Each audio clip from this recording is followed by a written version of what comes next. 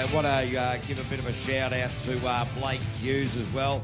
I met young Blake a couple of times now, have a bit of a chat to him, and I caught up with him at Wanganui recently, and he said, I like the Jetsprint boats. I said, righto, mate. And I fired off that many questions at this young man, and he knew more about jet sprinting than I could ever remember. It was just amazing. So, Blake, g'day, mate. Good to see you down here again. So we'll catch up for I'll have a beer, you have a lemonade. Good to hear. We've got supporters. We've got supporters all around the world, and a big shout out to everyone watching on live stream in America, Australia, Japan. We've got them everywhere. So we've got fans all around the world, and it's a wonderful sport created right here in this country, little old NZ. So it is growing. Great to be a part of it. And look, the bloke that you sold your last boat to there, Kyle Patrick, I was just actually on the phone to him. I don't know that we should be telling anybody this, but he's driving, I don't know, wherever he's driving, somewhere in America. And, mate, he's watching the live stream while he's driving. G'day, Kyle. Keep that one too, righto. Lockie, McMillan, Fowler Holmes. Yeah, so... one chance. He's got the boat lit up. He's getting better and better. Another rookie this season, driving really, really well. Lockie's got the rotation, managed to catch up with them in the lunch break, which is really good. And Fowler Holmes, obviously, if you want a good home, a good solid home, a good New Zealand built home, then you can't go past Fowler Holmes. Yeah, definitely. Go and have a chat to Lockie. Great for the sport. I tell you what, I love the way that he's building confidence. And now that he's got the confidence, he's putting the pedal down. So he's he's always going to be an exciting guy to watch in the future. There's no doubt about that. Already in his first race meeting, he's just developed and he's just grown in stature. So Lockie McMillan across the line there in a 48.389. 48.389 there for Lockie McMillan. And one of the things, mate, we said in his last lot of runs, he needs to carry the speed exactly. right through I was going to say that too. And that time he did. Yeah, I agree with you, KV. He carried that speed right up the back straight. In fact, there's two drivers that went to Richard Burt's drivers camp over in Hastings the other weekend, and Lockie McMillan was one, and Pip Thompson. And you have a look at those two drivers today. Pip Thompson and is just a standout. And then obviously you see how Lockie's improved. So just goes to show, time behind the wheel, bit of experience, and the old gravedigger he helps out, which Richard Birdie's got loads of experience, yeah. So you can't beat it. And going about it now, we better have a look at Betsy here, Tim Betts and Jojo doing the navigational duties. The last couple of runs, water coming out of the back of the jet unit right up against the stern of the boat there. So yeah, hopefully they've got that sorted out, put a little bit of love into that and stop that water coming out at very, very strange angles. Looks as though they have this part early in the lap. Once they started getting the pressure build up, there was water happening in all sorts of directions. Betsy going about his work quite well. Oh no, he's got a bit of an issue there. She's all over Betsy. Go out and call a taxi. Yeah, so he's going right back up to where he began as Leighton Manel goes out and has a bit of a chat to his missus and says, how you going, Dales? How's it all coming along? Tim Betts still hasn't got the rotation sorted out, and I doubt that he's going to get it sorted out from here on in. He's miles out of the equation at the moment. He needs to come down through here. No, he's all over the shop still. He's got it back on again. So well done to Tim Betts and Jojo. Don't know how they managed to get it back from all the way down there. Now their risk is potentially running out of fuel. They've been out there for some time now. They definitely need a sponsor on the side of that boat. And if you're looking to get in to sponsor jet sprinting, Tim Betts, with a couple of navigational errors, he's certainly going to give you plenty of airtime to run your branding all across the side of this boat from Auckland. So Tim Betts now in the latter part of the lap, and he's gone the wrong way again. Need to go right back from here all the way up to the top and right around the big sweeper at the top part of the track. I'll tell you, some of these super boats use about 28 to 32 litres of fuel for a lap. I think Tim Betts has nearly got up to about 45 litres for this lap. He's been out there for about 2.5 minutes, but does get a time. So It was a 104, seemed a bit longer than that, but that's all right. We won't worry about that. He did get the correct rotation right eventually, so that will count towards qualifying.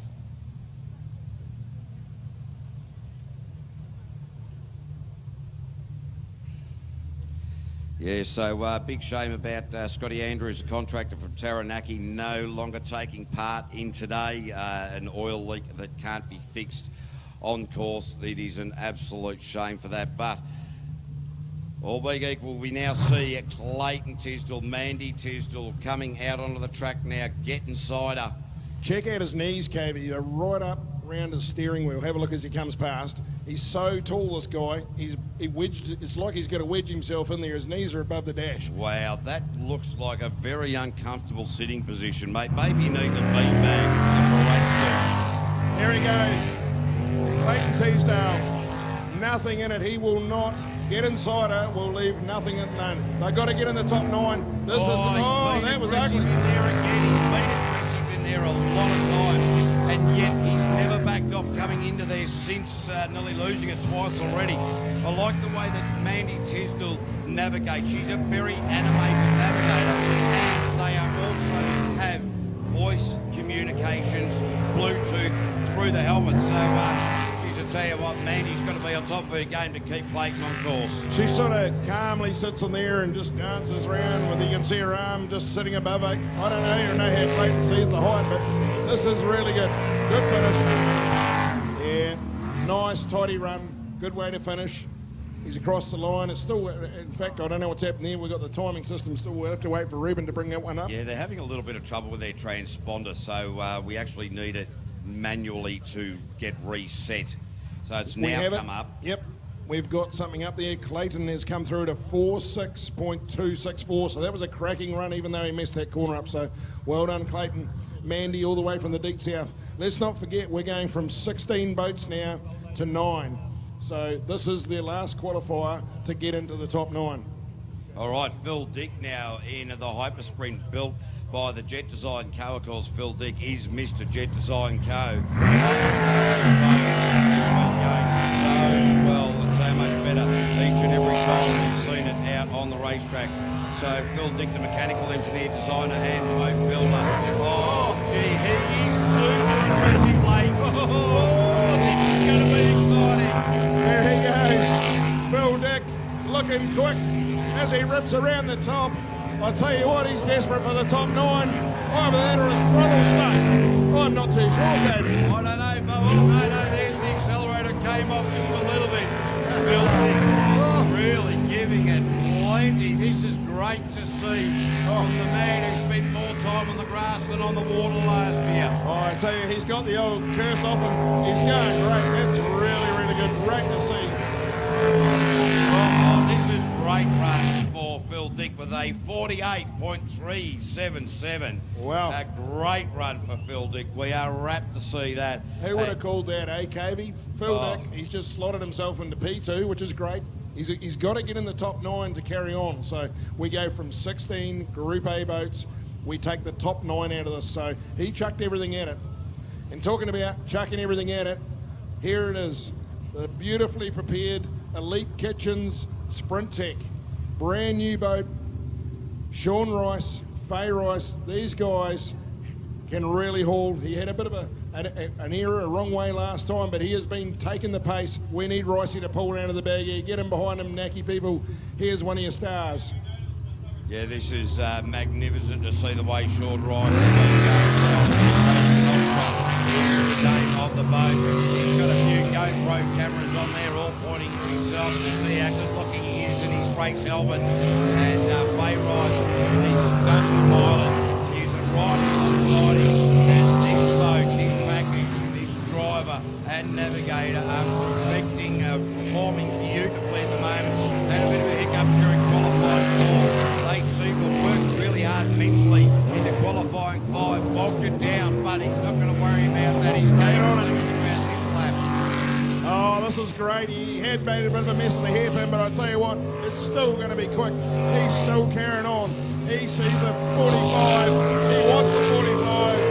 He sniffers a... Well, that's a great run. 45.886, 45.886. There you go, Taranaki. That's one of our runs. That's one of the guys.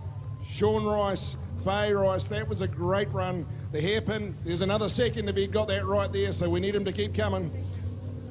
Let's go. Great stuff. That is phenomenal. So, old Sean Rice, geez, I tell you what, you can hear the cheers out in the crowd, so very, very supportive of the local hometown hero. And we've got another one coming out as well, the open to view machine, the Riddick brothers. So Dean Riddick behind the wheel. A lot of phones going buzz around here at the moment. I think it's all the emergency alert potentially to say the water's back on. Yeah, I think it is, mate. And we've got most of it down here at the track at the moment, so maybe that's what they're on about. Here we go. Yeah, that's right. He's got his hand up in time. He's done well. Right, so explaining that, ladies and gentlemen, Righto. you heard that the boat did not get off the line properly. There is a potential that something got put, like we got into the intake grill of the jet unit. So you are allowed to, within a certain amount of metres, put your hand up, indicate to the race starter that you have a problem. They will let you have a rerun. So sometimes the best way to deal with this is turn the boat off, let it settle for 10 seconds. Whatever drops out, Yep.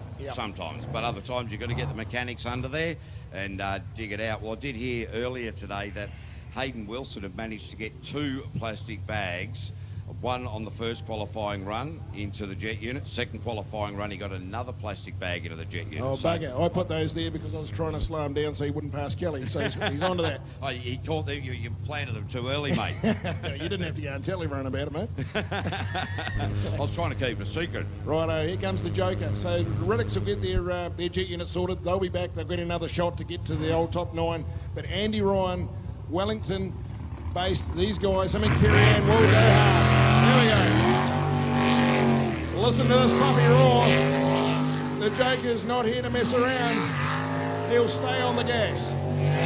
Oh, he will, and yeah, being very, very aggressive. The boat will be courtesy into that left-hander as a result of a little bit of the washing machine effect. He's not going to be worried about that. The way that Andy Ryan is driving at the moment, I'll tell you what, he's a little bit hesitant coming into that left-hand. You can see the work going on behind the wheel. You can see the brain cell ticking over as well. Nice job of the hairpin, though. He's come out of that bloody good. This is going to be tight. He's certainly going to hunt down Ricey at the moment. He's looking. It's going to be close. Whether he's going to nudge him into P1, we will see. Oh, nice run. 5. So what have we got there? 45.686. Oh, Yeah, he sneaks in 0.2 front. quicker. Hey? So he's just snuck in front of Sean Rice there. So what was that? 0.2. 0.2, nothing. There's nothing in it. As Hughesy goes running across the base of the tower yelling out, we'll take that straight up into commentary. Good work, Hughesy. Thanks for... Well, as you can see, guys, 45 seconds appears to be the top guys. There's 6 boats in the Group A here, or 6 or 7. That will be between 0.2 to 0.3 of a second. It heats up now. They're all desperately trying to get into that top 9, and there's nothing in it. I can see, looking down to the ramp, we've got Ross Mole Travers and Radioactive lining up, and he's not far away. The big black boat of Eagle Automotive, Neil Big Deal Marshall. But it looks like the Riddicks are back off a trailer. They're going to have another crack at it. Here we go. Yeah, that's right. Good to see. And these rules have been written in such a way that it works very positive right across the fleet, so we don't play favourites with it. But if you go halfway around the track and then put your hand up, it's like, nah, mate, you are trying to take the absolute mickey out of us. Get back. That's a better start. Dino will be happy about that. He's been on the gas all day, and we're good to see him have a great run out here finally. Yeah, Dean Riddick and Aaron Riddick, these boys have been going really well, and they've been very, very smooth as well. You've got to remember, this is only their second year of racing, so these guys have come a very long way as well. And I think what it is, a lot to do with a lot of Taranaki boys and girls all getting into it, and so therefore they can set themselves against their fellow rookies or their fellow second seasons racers as well as their mates. So, you know, it's a good thing. They can talk, they can communicate a lot easier, they can catch up down the pub, find out a lot more secrets, and this is working really well. Dean Riddick across the line there. Oh, so close. good run. He's still staying underwater, but that's a 46.456. A second out of it, still a great run by Dino there. And like at the end of the day, that might be enough just to keep them sniffing. Yeah, let's hope so, mate. Let's hope so. Because certainly the locals are loving supporting the locals, as it always should be. As it always should be. So Carl Brentsel now in marooned 2. These boys all the way from the deep, deep south, way down there by Invercargill, long way to come to the Naki to come racing. And they pedal hard. He gives everything to it. He'll give it everything he's got. He knows he needs. This is it. Lay it down. Guys, Tapanui's in fact the name of the town they're from.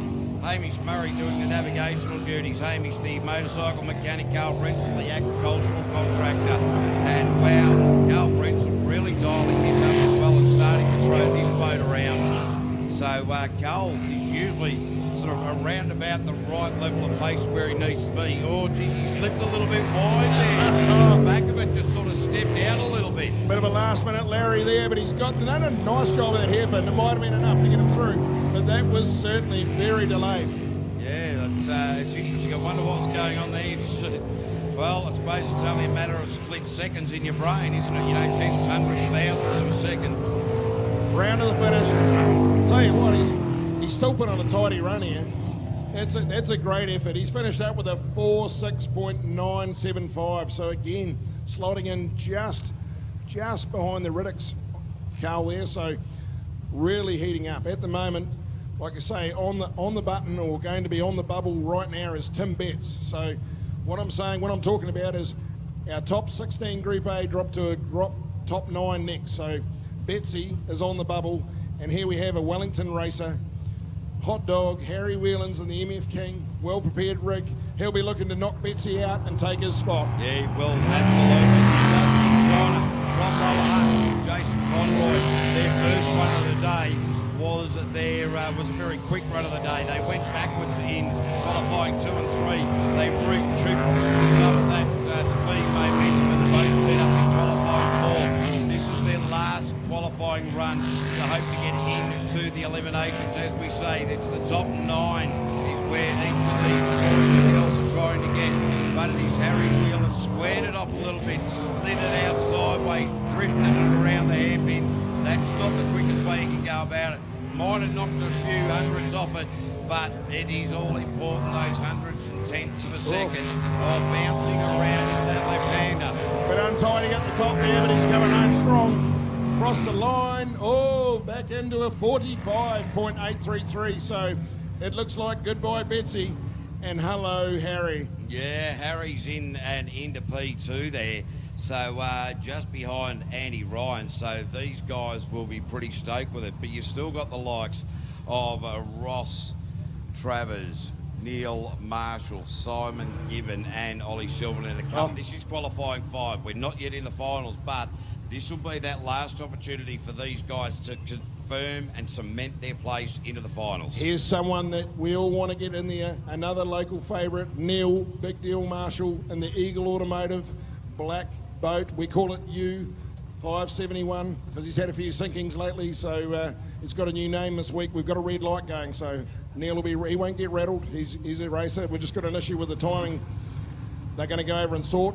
Actually, in the meantime, we'll just play a bit of a rendition of 6 Months in a Leaky Boat for Neil Big Deal Marshall. He's keeping U571 running just down there by the trailer, quite happy.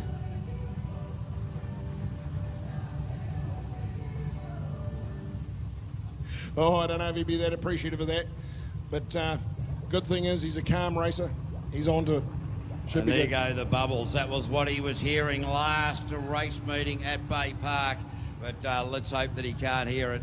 So it looks as though our safety crew on the other side of the fence are trying to get the ducks out. Yeah, well done, guys. Hey, that is awesome. Yeah. That is amazing. 5 people out of our safety crew outsmarted by a duck. They're having a quacker of a time down there by the look of it in the sun. So it's not duck hunting season, guys. Get out of there. Well, I'm not real good at this capturing animals and stuff or, you know, whatever. I thought when you caught ducks, it was easy to just put a bullet in their head rather than try to chase them around a Jetsprint track. Yeah. Looks like we're pretty close. Hopefully Neil's just sitting there calmly. He knows he's got to do the business on this one. Sometimes as a driver you can get rattled with little hold-ups like this, but heck, we look like we're all going back now. So here we go. We're going to be racing. Let's all get behind Neil. He's got calm water. Let's hope he's calm and he can rattle out one of his best runs of the day, because he needs to right now to continue in this battle. Absolutely, and the ducks just sort of wandering their way over to the pond. Now, I don't know about you, mate, but if I had machines just buzzing around me like that, I'd probably go, well, it's probably not the best place I could sit. I might wander over there. They're pretty determined to get the best seat in the house, those ducks. A little bit lazy out of the gates there, Neil. I don't know whether he had a jet unit issue or not, but it won't matter him. He'll stay on it.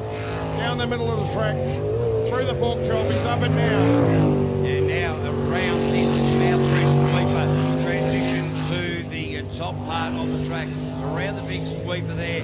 Now this is the fast part, into this left-hander, and hasn't caught too many out. Now, of course, at the hairpin, nail it, that's good enough. Beautiful. There we go, Neil, big deal, Marshall, taking her up the top of the track. He's only got 4 turns to go to bring her home. He needs to beat a 45 to guarantee a seat in the final. Can he bring it home? It's going to be close. Neil, big deal. Oh, 43.868. Give him a cause. That is great. That was a great run, Neil. Well done. 2.2 seconds quicker than the Joker. Top of the table. Neil Marshall, Haley, they'll be stoked. That waiting didn't rattle them at all, but I'll tell you what, we've got 4 boats to go. That's guaranteed them a seat in the top 9, which is great to see. But I'll tell you what, the other 4 boats to go will want to beat that 43.868. Yeah, no doubt about it. So, well, you know, we're going to go through the previous best times throughout the day.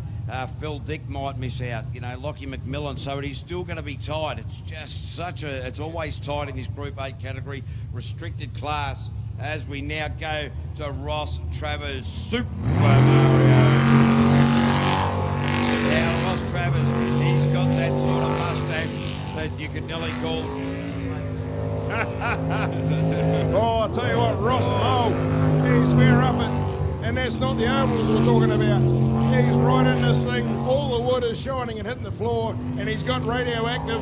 He's got the bit between his teeth and chucking everything at it. I haven't seen him drive like this in a long time. No, very, very aggressive indeed. And normally a very smooth driver. That hairpin, very synonymous with the way that Ross Travers drives a Jetsprint boat. That's how you do a hairpin, KB. That's a good driver. This is the sort of stuff. Look at the way he's just edging the bow of that boat over the island. Ross Travers through with a 44.436 into P2 behind Neil Marshall, 44.436.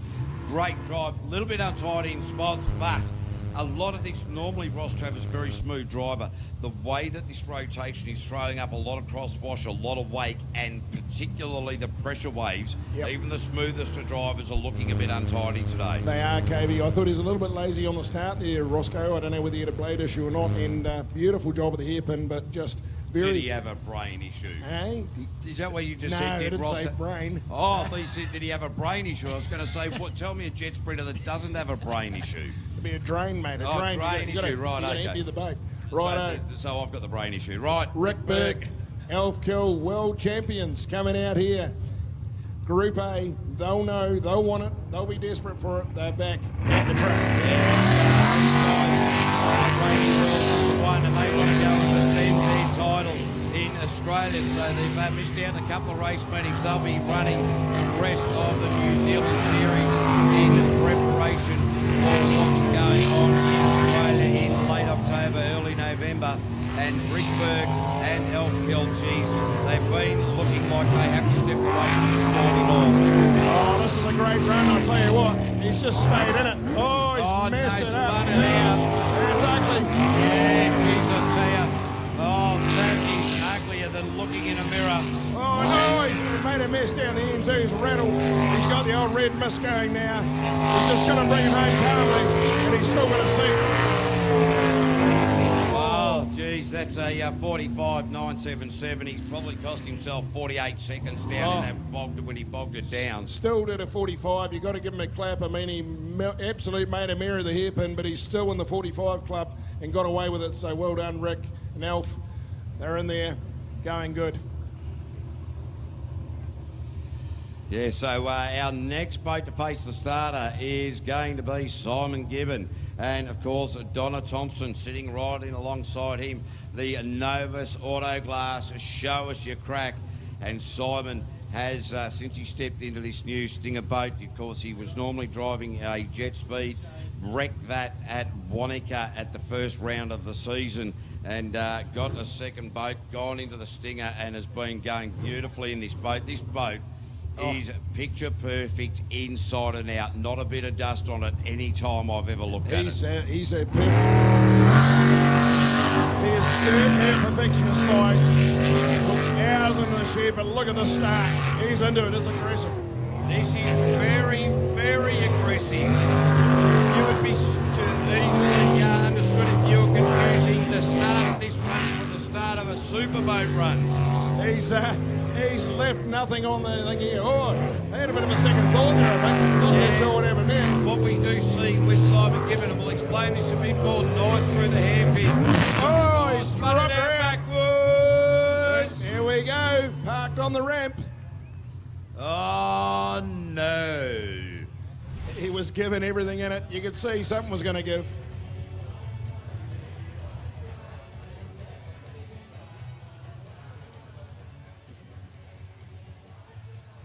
Now he's going to have to row it home. Side given. That was an aggressive run by Side. Looked really fast, but I tell you what, it looked like something was going to happen. Yeah.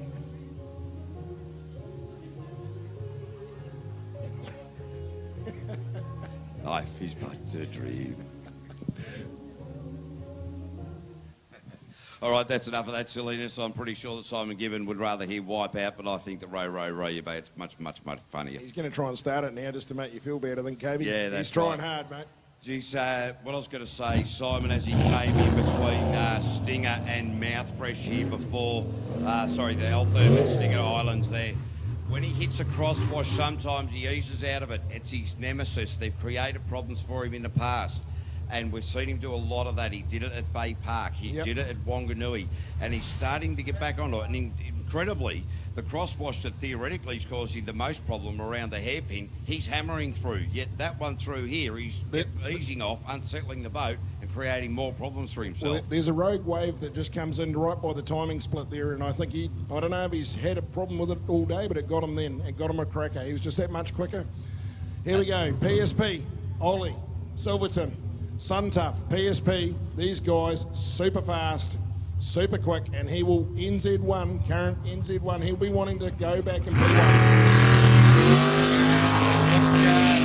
We thought the side hit was quick. Ollie Silverton straight out of the blocks with Jess Sid, the marketing manager of PSP, sitting right alongside him. This is looking like it's going to be another phenomenal one from Ollie Silverton, of course supported by GJ Gardner Homes and the PSP Building Brands. This is the area where Simon got a little bit untidy. Not so there for Ollie Silverton into this left hand. Oh, geez, he went in close to there. Beautiful job, lovely job. Got through the rogue wave. He's making it look easy. This is going to be super quick. He's got 3 corners to go, and they're all flat out. Bringing around the big super finish. I'll tell you what, Ollie's going to smash it into the park. Whoa, 43.339, quicker than Neil Marshall by 0.5 of a second. So, wow, Ollie Silverton on fire. Whoa, nothing in this. Neil Marshall, Ollie Silverton on 43s, and then we've got 3 boats, a couple on 44, 3 on 44 on 45, so we've got nothing in it. As I said, the top 6 boats of Group A, there is nothing in it. 1 second literally. Who's going to win today? They will just go at each other the whole time. It'll get quicker and quicker, and you'll see more out.